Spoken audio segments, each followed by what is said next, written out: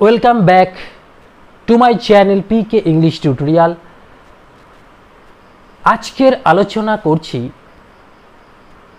এমন একটি বিষয় নিয়ে যেটা ছাত্রছাত্রীদের জানার প্রচুর চাহিদা, বা তারা সবসময় এই বিষয়টি নিয়ে জানতে চান। সেই বিষয়টি নিয়ে আমি তুলে ধরছি আমার আজকের ভিডিওতে।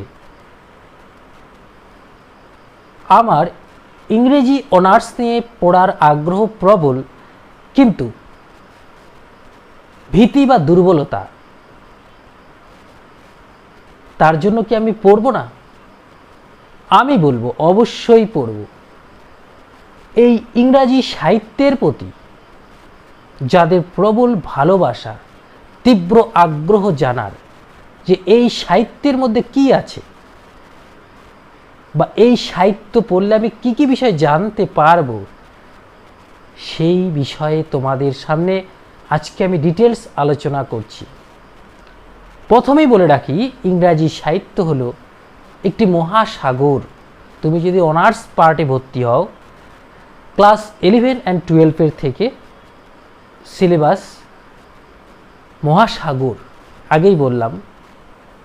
তো এই মহাসাগরের মধ্যে তুমি সব কিছু পাবে, প্রোজ পোয়েট্রি থেকে শুরু করে শর্ট স্টোরি, নোভেল, এসে, ড্রামা, এপিক, সব কিছুই তুমি কিন্তু এর মধ্যে পাবে। কিন্তু সেই শেক্সপিয়ার থেকে শুরু করে বিভিন্ন পিরিয়ডস, সব কিছুকে জানতে হলে এই সাহিত্যের মাঝে তোমাকে কিন্তু ভালোবাসার মাধ্যমে পড়তে হবে। যদি তুমি বিরক্তি বোধ করো, ইরিটেটিং হয়ে যাও পড়তে পড়তে, বা তোমার যদি ধৈর্য না থাকে, তবে কিন্তু এই সাহিত্য তুমি পড়তে পারবে না। আমি বারবার বলছি, এই সাহিত্য পড়তে গেলে তীব্র আগ্রহ লাগবে এবং প্রচণ্ড ধৈর্য দরকার, পেশেন্ট, প্রচণ্ড ধৈর্যের দরকার আছে। যদি ভাবো আমি ইংরেজি অনার্স পড়ব, আজকে বিষয়টা পড়লাম, বা আজকে আমি কোনো বিষয় ভালো করে পড়ে পরীক্ষায় লেখার চেষ্টা করব, আমি বলবো না, তুমি পারবে না। তোমাকে বিষয়টা বারবার পড়তে হবে, তোমাকে বিষয়ের ভিতর ঢুকতে হবে, এবং পড়তে পড়তে পড়তে তোমার মধ্যে এমন একটা পরিস্থিতি তৈরি হবে যে বিষয়টা তুমি পড়েছো সেই বিষয়টা কিন্তু তোমার মধ্যে অনর্গল হয়ে গেল, তারপরেই কিন্তু তুমি সাকসেস পাবে। ওই যে বললাম, ধৈর্য, প্রবল ধৈর্যের দরকার আছে। যাদের মধ্যে ধৈর্য নেই তারা যেন ইংলিশ অনার্স কখনোই না নেয়, নইলে মহাবিপদ, বলে দিচ্ছি। 2 নাম্বার বিষয় বলি, এই ইংরাজি সাহিত্য শুধু একটি বিষয় নিয়ে কিন্তু নয়, একটি দুটি বিষয় এখানে তুমি পাবে না। এই যে বললাম, ক্লাস 11-12 থেকে কিন্তু এই সিলেবাস মহাসাগর।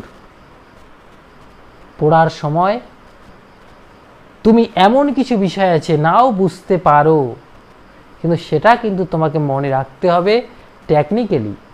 কারণ কি, তোমার এক্সামে কিন্তু তোমাকে অ্যাটেন্ড করতে হবে। সাহিত্য পড়লেই সব বিষয় যে তুমি বুঝবে তার কোনো গ্যারান্টি নেই।